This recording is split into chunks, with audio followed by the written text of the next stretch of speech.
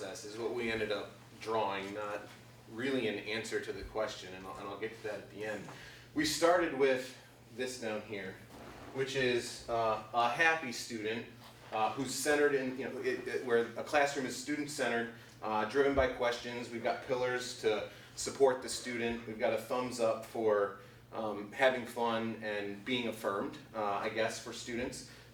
Then we went up over here, and that is a toolbox, and that toolbox is representative of all the things that we try and impart or teach kids that they will use to be successful later in life. And there's a whole lot of things in there. It's content, it's knowledge, it's skills for working with people, all with empathy, all the things that we try to get kids to discover in school. We also started very concretely with a second board that was full of words. We were told no words, so we erased that board and went to this board.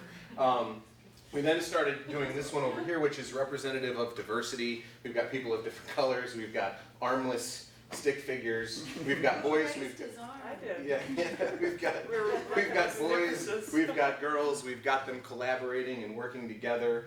We've got them asking questions. We've got them being excited. All of those things I think are important. Then we got into a discussion about having it be a global community, being part of a global community, being able to function with a whole bunch of other people. So we drew a globe. We had the sun, but we erased it because it didn't say anything about what an ideal education was for us. Not that your son didn't. I just wanted to put that out there. Then we drew a box down here because we wanted to show that an ideal education happens outside the proverbial box.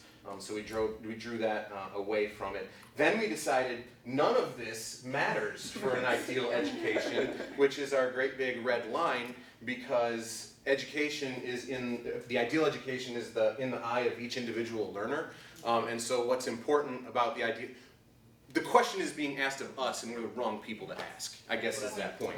The students are the ones who we should be asking, and we should be listening and trying to provide each individual kid with what is ideal for them. So that was our thought process.